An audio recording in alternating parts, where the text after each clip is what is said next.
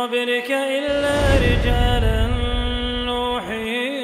إليهم فاسألوا أهل الذكر إن كنتم لا تعلمون بالبينات والزبر وأنزلنا إليك الذكر لتبين للناس ما نزل إليهم ولعلهم يتفكرون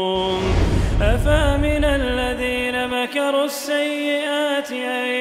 يخسف الله بهم الأرض أو يأتيهم العذاب من حيث لا يشعرون أو يأخذهم في تقلبهم فما هم بمعجزين أو يأخذهم على تخوف فإن ربكم لرؤوف رحيم أولم يروا إلى ما خلق الله من شيء يتفيأ ظلاله عن اليمين والشمائل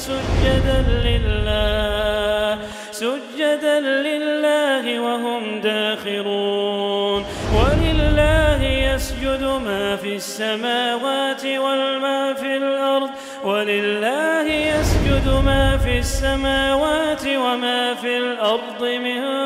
دابة والملائكة وهم لا يستكبرون